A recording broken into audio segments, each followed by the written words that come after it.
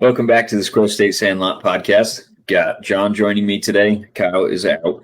Got a lot of things to talk about, specifically Warriors related, and then we'll get into John's take on the Packers. Also have some best of the week, worst of the week. So without further ado, John, what did you think about the Warriors win over the Jazz last night? Well, we were just talking about this, and unfortunately you didn't get to see the comeback that took place, but it was awesome seeing, but it was also kind of frustrating watching. Yeah. Because it was Jordan Poole and Klay Thompson firing off threes, and they hit a ton of them, which is awesome. But I can't see that kind of offense being sustained. I think you've seen, game after game, they almost seem like they game plan to try and go inside out at the start. And then, you see it effective here and there. Then they're knocking down some threes. Then they just get three happy. And I don't know why, because they have some awesome shooters on their team, but they're missing a ton. Yeah. Like Andrew Wiggins, he was, playing his balls off at the beginning of the season, made that all-star run, and has just totally slipped off. Yep. That's frustrating because he was having his best shooting season ever. And yeah, like you said, he's kind of just slipped in the last couple months. And I think some of that coincides with Klay coming back into the lineup regularly, because when it was Jordan Poole and Steph and then Wiggins, and then you had Draymond and OPJ or whoever they decided Bielitsa to start at center that night. And yeah, it's definitely fallen off. And his free throw shooting, I think, has probably gotten in his head a little bit, because free throw shooting, he went from like 70% at the beginning of the season down to now, I think he's shooting like 30% from free throws. So it's just crazy.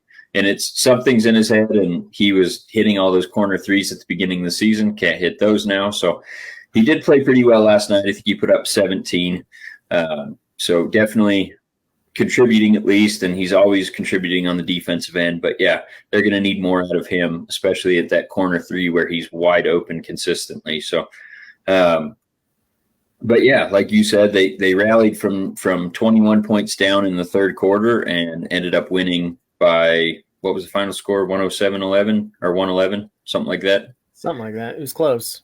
Yeah, close. And so the reason I actually turned it off, because the UNC Duke game was playing at the same time that they started their game. So I was flipping back and forth. And then once the Warriors went down 21, I was like, all right, this one's over. So I just kept watching UNC Duke. And that was obviously Coach K's final game. UNC ended up knocking them off to advance to the championship. So that was an exciting game to watch. And it was really back and forth. But back to the Warriors, they ended up going on an 18-0 run in a really 5-minute stretch. Yeah. And that was, I think it started just under 8 minutes left to go in the game. And by the time it was 2 minutes and 10 seconds left, they had taken a lead to go up by 2.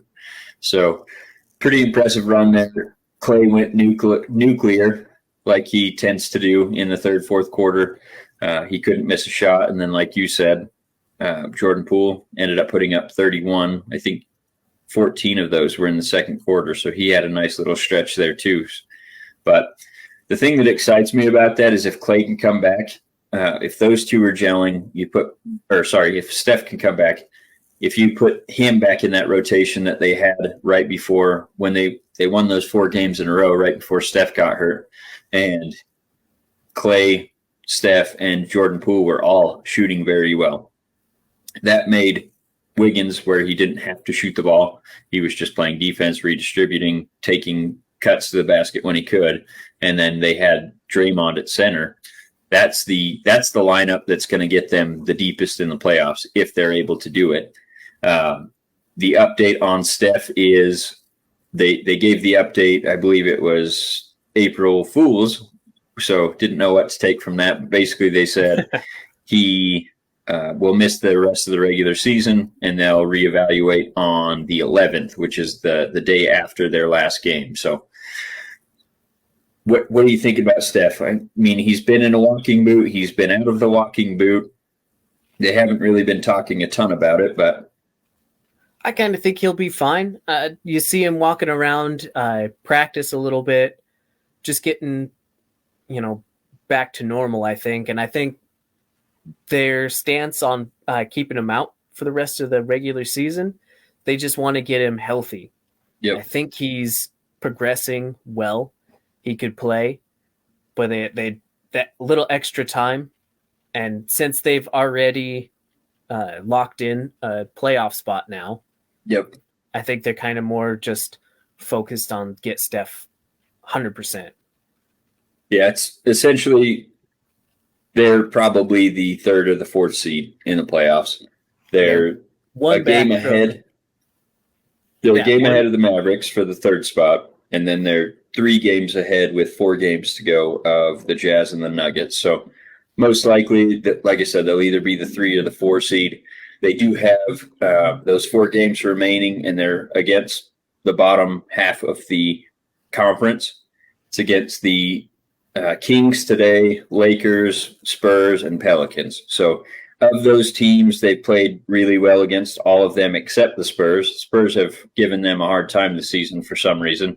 But you would think that they would probably win 3 of those 4 games, you would hope, because those teams rank 9 through 12 in the standings. So 2 of them are in the play-in game in the is the Kings and the Lakers that are 9-10 right now? I think I know the Lakers are in there. I don't know which other team it is. It might be the Spurs. I can't remember. But yeah, anyway, those 4 teams rank 9 through 12 in the standings. So 2 of them are in the play-in. 2 of them are on the outside looking in right now. So you would think that they could probably beat those, at least 2 of those teams without Steph. And obviously they got the 1-game lead over the Mavs. So hopefully they get I don't know. I mean, if they get the 4 seed, they're probably going to match up against the Jazz. If they get the 3 seed, they'll probably match up against the Nuggets. And I'd have to go back and look, but I think they've struggled against the Nuggets more so than the Jazz this year. So what do you think the best matchup for them would be of those 2 teams? It's a kind of a toss-up. They both kind of have that, center that gives them problems. Jokic is the scoring center, but yeah, it seemed like they had a lot of trouble on defense last night against the Jazz. Well, all they had to run was that pick and roll offense, and Mike Conley tore them to pieces.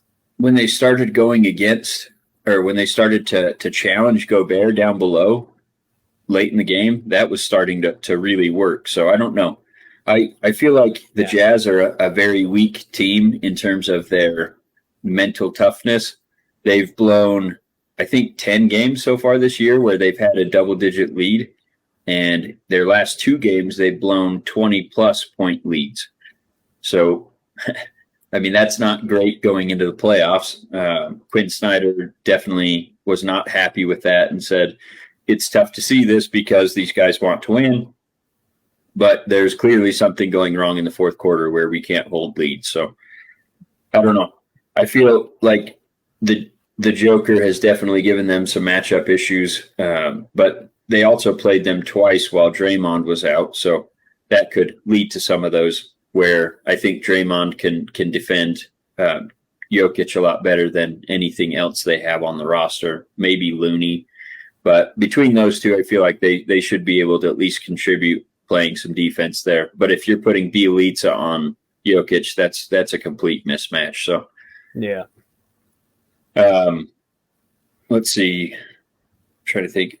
We already talked about Curry. Iggy has come back finally, Andre Iguodala, and he is playing some great defense, which is definitely what they need.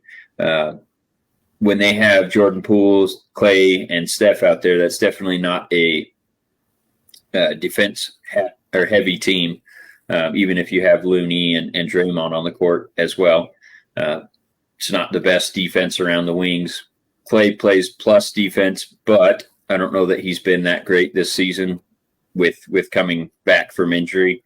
And then Jordan Poole, that's not his strength. Steph, that's not his strength. So being able to put Iguodala out there and play that stunning defense that he's known for, even at 37, he's still playing, still has the best hands in the league for sure. So love to see him back, and definitely for this stretch run. I was still very hopeful that Wiseman would make it back, but they've already announced he's out for the rest of the season. So looks like they'll probably be, and I don't know if they said playoffs as well, but I would assume so. So I think they shut him down for the whole remainder of the season. That's what I'm assuming, because they just want to get him healthy for next year and show what he can do as that number 2 pick. But the 2 seeds that are locked up so far is the Suns clinched the number 1 overall seed, and then the Grizzlies are number 2. Warriors, I think, are 5 games behind the Grizzlies. So in 4 games, obviously they can't make up that deficit. So those 2 teams are locked in for the playoffs. And then I did allude to the UNC Duke game, which was the Final Four matchup. Like I said, it was the last game for Coach K to coach. And for those of you that like Duke, obviously it's a sad happening, but most people were expecting him to go out on top with a win with the roster that he had built. I think they have probably 4 first-round picks in this upcoming draft, and then they have another guy that may go first round, may go in the second. So very stacked roster, but one of the guys got in foul trouble early. I think he had 4 fouls in the first half. I don't know why Coach K didn't take him out when he got his 3rd, but he didn't. They went right after him. He fouled he took the 4th and then basically didn't play until late in the second half.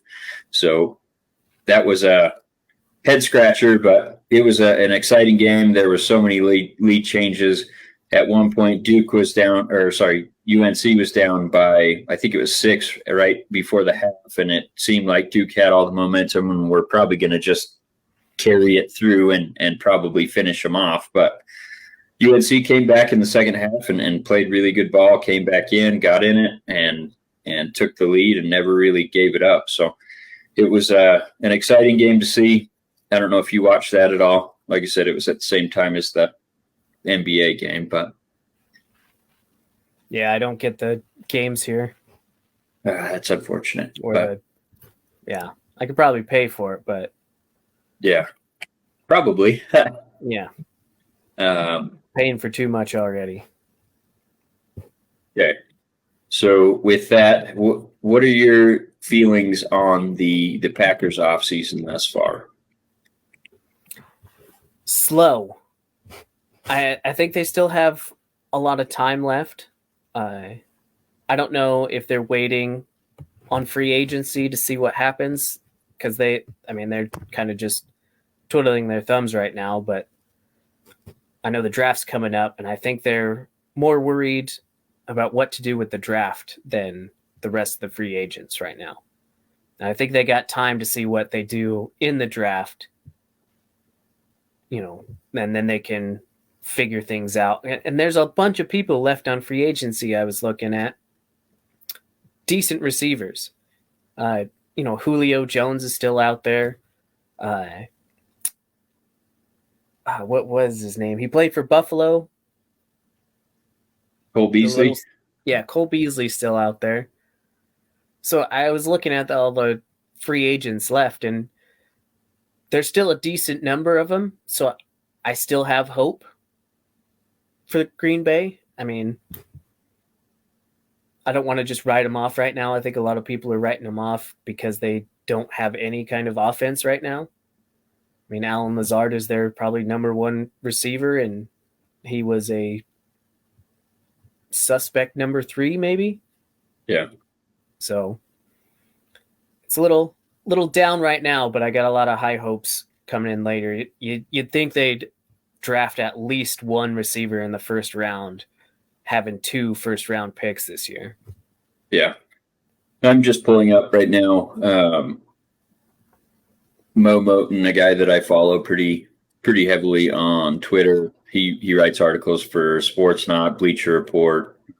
He's all over the place. He does a bunch of podcasts and everything. But they did an off-season grading thing, and they've got the Packers at a D+ for the initial free agency period. And the reason they gave for that is obviously Aaron Rodgers' new deal takes up a huge portion of the salary cap, although it did reduce his 2022 cap hit, so it gave him room to do something. But all they've done so far, at least in free agency, is they signed all-pro linebacker Devondre Campbell and cornerback Rasul Douglas, which he was already on the team. So that's about it. I mean, they let MVS go. They obviously traded away Devontae. I think they're obviously loading up for the draft because now they have those 2 extra picks from the Raiders from the Devontae trade. So I would guess with at least one of those, but maybe even both, you'll go receiver in the draft. What are outstanding needs that you guys can see? Well, they picked up, I think his name's Jawan Reed from the Seahawks. He's an interior defensive lineman. So they're going to pair him with Nick Perry. And I think they're excited about that. And re-signing Devondre Campbell, they have a pretty deep linebacker core right now. Yep. So it's kind of exciting a little bit on the defense. They signed one of your old cornerbacks, I believe, Nixon, I think. Oh, yeah. He was on our practice squad, so I wouldn't expect big impact from him. But I think Bisaccia brought him over because he was a special teamer. Yep. So, I mean, there's here and there. They're doing some stuff. They're not just staying stagnant. But I do think they're putting a lot of eggs in their basket for the draft. Yeah, and I mean, obviously, a lot of needs there. Yeah, that's the way that you should build a team, is through the draft. Free agency is not typically the best way to do it because you tend to spend a lot of money for players that may or may not contribute, may not fit your scheme or anything like that. So obviously that is a crapshoot as well. Bambi, calm down. Dog's going nuts in the background. But yeah, like that Packers message. No, I think one of the boys went outside, so she's freaking out, thinking she's missing out. But anyway, back to what I was saying. Typically, when you build through the draft, it's a lot cheaper. You're not spending top dollar to get people into your system. So building through the draft is cap friendly, but it also, you get those young guys that don't typically have any injury history or anything like that. So that's the way that most teams like to do it, other than, the Rams. They just trade for all pros, throw away all their picks, and win.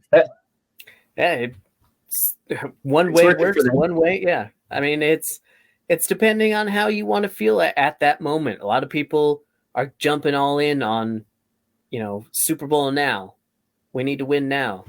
Like the Dolphins have went out and spent a lot of draft capital. And I still think they're quite a ways away. I mean, yeah, you add franchise left tackle. Dangerous. Yeah, you add a franchise type. Let me let her out, bro. Just she'll calm down. Well, I don't know. It just seems like the Dolphins, especially. I think you have to have a quarterback to throw in capital. Yep. And I think it's really hard. Tyreek Hill is an amazing talent, but that's all I keep reading about is, he's got to have somebody to throw to him. And you going from Patrick Mahomes to Tua, it's just a big question. And then they bring in Teddy Bridgewater. So, I mean, it doesn't make for a, I don't know, strong, solid base. No, and that's not what Tua does. Even when he was at Alabama, I mean, you take out the injuries and all that stuff. he was not throwing a ton of deep balls, and that's typically what Tyreek does. Obviously, he can do those underneath routes and take them to the house. He's definitely done that with the Chiefs, but I feel like Andy Reid is the best person in the league at scheming up those short screenplays to wide receivers and things like that. We don't know what this new the new coach is going to do for Miami. He's obviously been a big part of the 49ers offensive scheme and whatnot, but that's Kyle Shanahan's offense. It's not McDaniels, or not McDaniels. What's their new coach's name? I don't know. Having to look here. Why is it escaping me? It's one of those things where in every offseason you have splashes. Mike McDaniel. I said McDaniels. It's Mike McDaniel. Oh, you're pretty close. Pretty close. McDaniel's on the mind. I'm still suspect. I think I'm that, like, what do you call him? Star-crossed lover. You know, after what he did to Denver, I'm just like, even if what he does in New England is great, it's just really hard to give him the restraints.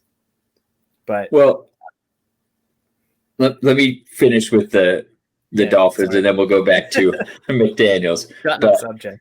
No, I think they can make it work. The problem is Mahomes.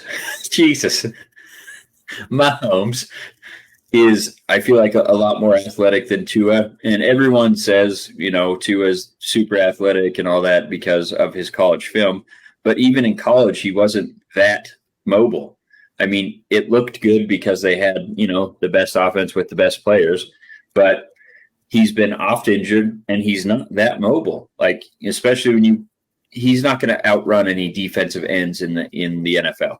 He's just not going to. He's not that fast. So, and with his injuries all the time, you don't want him going outside the pocket trying to make plays like that because he's going to get hurt. And if he's your long-term plan at quarterback, then you don't want him rolling out. You don't want him doing that stuff. And that's one thing that the Bills have also said about Josh Allen is they said we're going to have to start trying to protect him a little bit better in terms of what they do with him running the football. Obviously, you can't take that away from him completely because that's part of the threat that he is on offense. But it's the same thing. Like, you don't want to do all those designed run plays for a quarterback running up the middle because they're going to get hit by linebackers or defensive linemen, guys that are 300 pounds. You don't want your quarterback taking those hits. So I think what Miami did in the offseason was fantastic.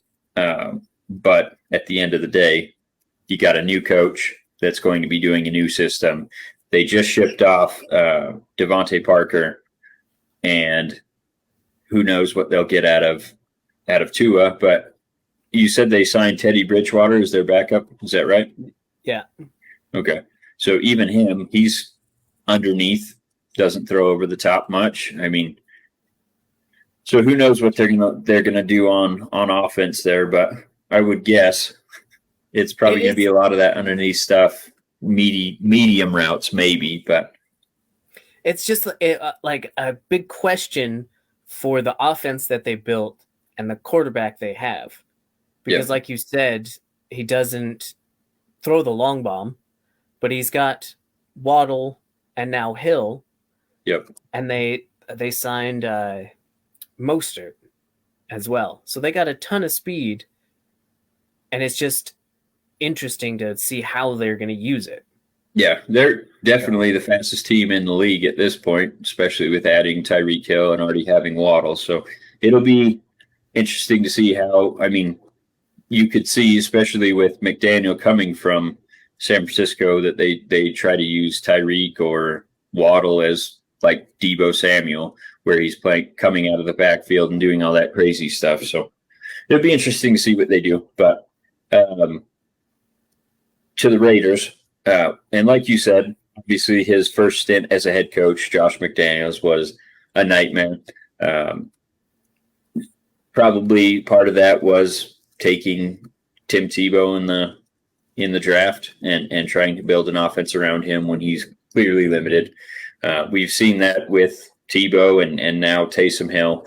They're just never going to be true quarterbacks. And Taysom Hill, Sean Payton did a great job of accentuating his strengths and hiding some of his weaknesses. So that's great. And he was a playmaker for Sean Payton. But like I said, McDaniels did not have a good stint, especially in Denver. And it's tough to look past that, but it also was, I believe, 12 years ago, 10 years ago, something like that. I'm sure he's learned a lot from the experience. Oh, for sure. And he said, he was very open about it when the Raiders reporters asked him about it. And he said, I knew a lot about football, but I didn't know a lot about people. And I think that happens to a lot of former New England people, because Bill Belichick is, my way or the highway kind of guy. Definitely makes his opinion known and all that.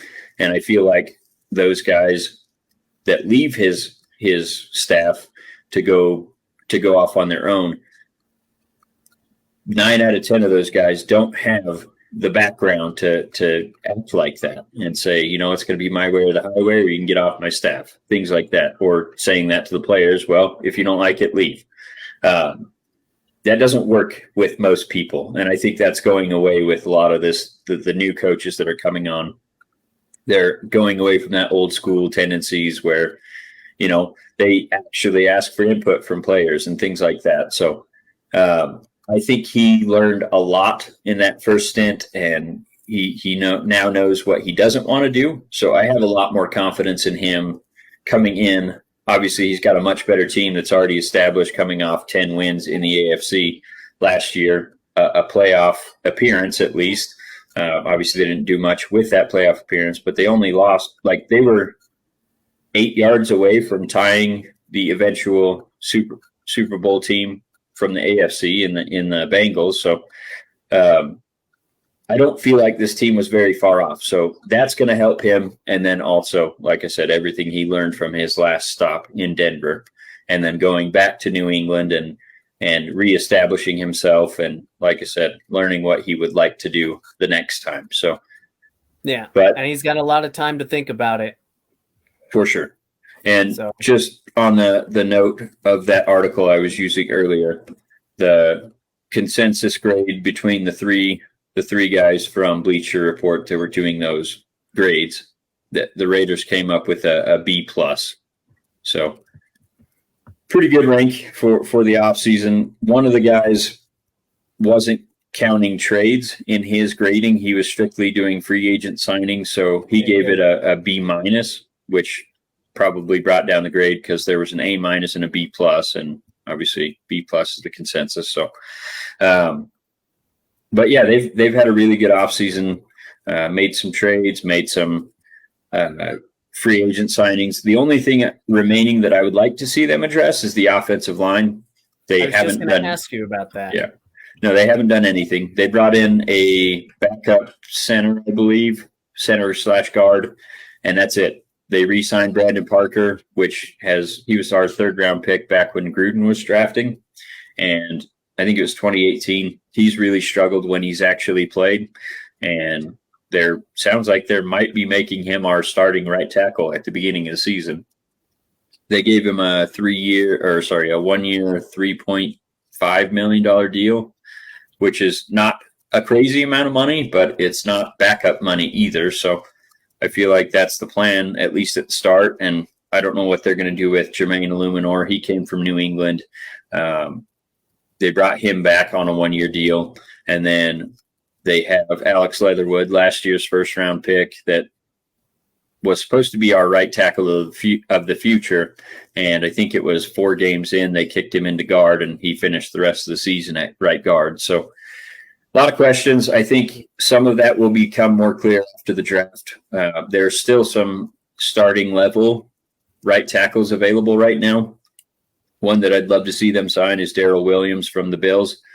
He was a cap casualty last year, or at the beginning of this offseason. So he's played starting right tackle before. He's still got quite a bit left in the tank, I think. He's only 29. So I'd like to see them sign him and then, have have a competition and make the guys earn their spots, and maybe add one or two in the draft too, a right tackle or a guard. So not excited about the offensive line, but everything else that they've done has been pretty great. So yeah, I think they've definitely had one of those off seasons everybody's kind of excited about. yeah, A lot's happened this off season, but AFC West is going to be one of the top, if not the top, should be the top division in football this year. well, I think it's going to be the hardest, but the other thing that comes with that is the records are probably not going to be as good as they could be because, Right. I mean, if everyone splits, that's a 3-3 record. You have to have a pretty good record against everyone else to get, you know, a 1 seed or even a 2-3 seed. I mean, we might have 4 teams that are capable of being in the playoffs, but you know, two of them miss out because the records are, you know, they went 4-2 or 2-4 against the division instead of 3-3 or 4-2. So it's going to be, I mean, at least on paper, it's the hardest division in football right now. AFC North is looking pretty tough as well, but they also don't have great quarterbacks in that division other than Lamar Jackson and then Joe Burrow. So you got the Steelers and Deshaun Watson. I don't know. I mean, he might miss half the season, and then he hasn't played in a year already. So I don't know that he's just going to step in and be, you know, a Pro Bowler right away. I think there's going to be some growing pains there in that new system. And then, like I said, he hasn't played in a year, so there's going to be some rust, and he's probably going to get suspended as well, which I don't know if you watched the last episode Kyle and I did. We were both pretty fired up about that trade because he's got those outstanding cases. There's new ones coming out, and the Browns were just like, we feel good about it. Let's give him a $230 million guaranteed contract. Oh, and the first year where he's probably going to get suspended, we're going to give him a $1 million base salary. So he basically doesn't get punished at all. And that's pretty, I don't know. I don't want to get too fired up about it, but it's pretty ass backwards if you ask me. That sounds typical NFL. Yeah. Basically, if you could throw a football, we don't care what you do off the field. But anyway, yeah, I think, like I said, I think the AFC West will be the toughest division in football. AFC North, obviously, you got some decent quarterbacks, but Steelers have one of the best defenses in the league. So it's just top to bottom. I mean, those two divisions alone, I don't know if they're playing each other this year, but if they are, that's going to be rough to get a decent record. But so, yeah, I think that's probably all in the NFL, unless you had anything else you want to talk about. I mean, we could just nitpick about everything if we wanted to, but oh yeah, NFL's constantly grinding. Yeah, constantly news. I mean, we didn't talk about some of the the Arians' retirement, things like that, but I think we'll talk about that on the next one. Yeah, TB coming back. We have talked about that, but anyway, let's go to the best of the week and worst of the week. Do you want me to go first, or do you want to go first? Best of the week, go. Okay, my best of the week is Diablo 2 Resurrected, which I've been playing quite a bit again. I got away from it when I was playing like Elden Ring and Lost Ark, but Diablo 2 Resurrected has a new patch coming out in probably 2 weeks, maybe a week and a half, something like that. And so I've been trying to get new gear and stuff before that patch comes out. It's the first new content that Diablo 2 will have in 20 plus years, so it's exciting. They got some new rune words and things like that, but that's my best of the week. What do you got? My best of the week is I just beat my father-in-law in golf today. Nice. Yeah, we played some match play, and I actually hit some really nice shots. My drive was not all over the place today, so I think that really put me over the top, and then I strung together a couple of good holes, hitting the ball straight, and that just surprised the crap out of me and made some really important putts. Yeah. So that was my best of the week. That's fantastic. I feel like if we could be on those best shot tournaments, we could probably win some stuff. Because I can hit the drives like a mile, but then my short game sucks, and your short game's really good. So if we could just take the best of our abilities, we could probably be on the tour. Not really, but we just 2-man team it. Best ball. Yeah. Yep. Scramble style. And then worst of the week. And mine is why I'm not wearing an A's hat today, wearing my Warriors instead. The A's traded Sean Manaea, which is he's probably our best pitcher, might be our second best pitcher, really close, 1A, 1B probably, with him and Frankie Montas. But they traded him to the Padres today for 2 prospects that aren't even in the Padres' top 20. I think one of them was top 20. The other one was just outside the top 20. So not even like great prospects in return. And the thing that made me mad about this the most is we could have just kept him and then traded him at the trade deadline if we were having a bad season, and probably got at least this return or better. So pretty frustrating that that's all we got for him at the beginning of the season. But anyway, I'll let you go with your worst of the week. Obviously, I'm fired up about mine. I'm fired up about mine, but it's more personal. Like, I got a raise this week. I actually technically got 2 raises, but I found out that both my raises is still less than the average wages in my job in my area. Nice. So that was really disappointing. That sounds like every time your worst of the week is just your job. It's bad. That is bad. All right. Well, with that being said, I think that's all we had. So unless you have anything else? Nope, that is good for me. Okay.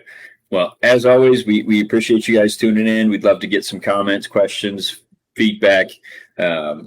We'll have some stuff coming out soon. I think Kyle and I are probably going to record one more maybe today or tonight or maybe tomorrow. We'll probably push that one out on Wednesday. So keep an eye out for that one. And then we should have some guests coming up soon as well. So watch for those. And with that being said, we appreciate you guys tuning in, and thank you for tuning in on a Sunday.